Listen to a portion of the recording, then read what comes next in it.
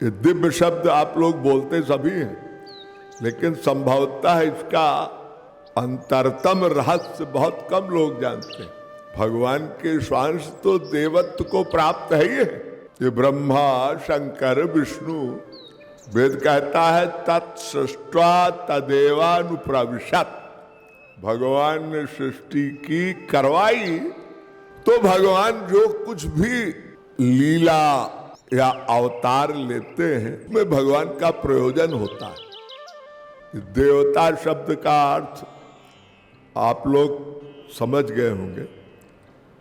देखिए, ये दिव्य से दिव्य शब्द, ये दिव्य शब्द आप लोग बोलते सभी हैं, लेकिन संभवतः इसका अंतरतम रहस्य बहुत कम लोग जानते हैं। बोल देते हैं दिव्य दिव्य दिव्य, और जरा उनसे पूछो दिव्य का मतलब क्या है। दिव्य है, दिव्य है।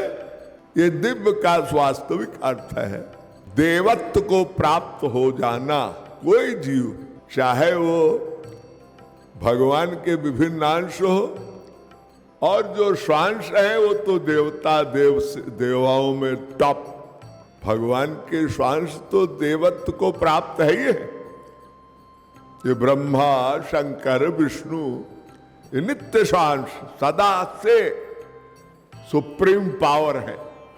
इसमें कोई छोटा बड़ा नहीं होता। अरे छोटा बड़ा तो महापुरुष भगवान भी नहीं होता। अरे मन हरि हरि जन नहीं दो। भगवान और भगवान के भक्त सेम बराबर है। तस्मिन् तज्जने भेदा भावात्, जानत तुम ही होए जाई। जिसने भगवान को जान लिया वो भगवानमय हो गया। थोड़ा भेद है। भगवान के 8 गुण, अपहृत पापा विजरो विशोको विमृत्यु पिपासा सत्य संकल्प वगैरह वगैरह, ये 8 गुण ही नहीं, ये भगवान के सब गुण आते हैं, एक गुण नहीं आता। आप लोगों ने सुना है ब्रह्म सूत्र में भी इसका कई व्याख्या है। जगत व्यापार वर्जम, अनंत कोटि ब्रह्मांड के अनंतानंत जीवों के प्रत्येक आइडियाज को नोट करना और सृष्टि करवाना, सृष्टि का प्रलय करना, ये सब भगवान अपने स्वांशों से, यानी अपने स्वरूप ब्रह्मा शंकर विष्णु से ही कराते हैं। इसका अधिकार किसी महापुरुष, किसी अन्य टॉप के महापुरुषों को भी भगवान नहीं देते। आनंद के प्रेमानंद के रसास्वादन हेतु सभी अधिकारी होते हैं, लेकिन भगवान सृष्टि का कार्य, यानी सृष्टि का प्राकट्य भगवान ने किया। वेद कहता है तत्सृष्ट्वा तदेवानुप्रविशत्। भगवान ने सृष्टि की, करवाई। अरे ब्रह्मा से शिवपुराण में भगवान कहते हैं कि भगवान शंकर ही सृष्टि कराते हैं। अब ये बड़ी भ्रांति है। अब भगवान के स्वांश करें या भगवान करें, बात तो एक है। तो भगवान जो कुछ भी लीला या अवतार लेते हैं तो उसमें भगवान का प्रयोजन होता है। श्री ब्रज में आए 5000 वर्ष पूर्व, तो महारास रस का वितरण किया था, वो प्रेम की अंतिम अवस्था। अरे ओ मादनाख्य भाव, अब आपको समझाया भी जाए तो आप शब्दों में बोल लीजिए मादनाख्य भाव। ये मोदन शब्द क्या है, मादनाख्य क्या है? ये प्रेम की अंतिम अवस्था है जिसका आस्वादन श्री कृष्ण किशोरी जी की कृपा से करते हैं। तो पावर की बात हो रही है, शक्ति, शक्ति का प्राकट्य, उससे सृजन होता है और उसी शक्ति से प्रलय होती है, सब जीव को समाप्त कर देते हैं भगवान। ये लीला है। खिलौना बनाया फिर उसको तोड़ दिया।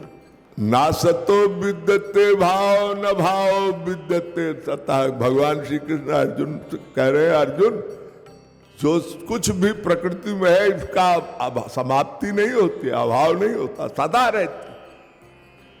तो हमारा कहने का आशय ये कि श्री कृष्ण सबसे बड़े अवतार, अवतार क्या, वो सबसे बड़े देवाधिदेव। तो दिव्यता की बात चली थी कि दिव्य क्या है, दिव्य शब्द। दिव्य माने देवत्व, देवत्व माने देवता, जिसकी इंद्रिय मन बुद्धि सब डिवाइन, डिवाइन। अब डिवाइन शब्द का एक भाव ये भी होता है, जिसकी जैसे एक सूक्ष्म इंद्रिया होती ना, ऐसे ही एक सूक्ष्म से सूक्ष्म अंतरंग, अंतरंगा शक्ति भगवान की जो प्रेमा शक्ति है, प्रेम की, उसको डिविनिटी कहते हैं, जो अनंत आनंद से युक्त स्वरूप होता है, रसमय स्वरूप भगवान का, देवताओं का। उनकी जो अनुभूति है वो साधारण मानव, मृत्युलोक के जीव या किसी ब्रह्मांड के लोक के जीव की नहीं हो सकती। वो माया से परे, ये त्रिगुणात्मिका माया से परे, यानी रजोगुण तमोगुण सतोगुण से परे, गुणातीत, वो रसमयी, जिसको आप संसार में तो जैसे आप देखते हो ना मैजिक, ये क्या होता है, ये तो आंखों का धोखा है। वो धोखा नहीं है, वो प्रत्यक्ष रस की अनुभूति, आनंद की प्रत्यक्ष अनुभूति उन देवताओं को भी होती है, ये जो स्वर्गादिक लोगों के देवता है। और उन देवताओं की बात यहां की जा रही है जो भगवान के नित्य स्वांश है, जो माया से परे हो गए, उत्तीर्ण हो गए माया।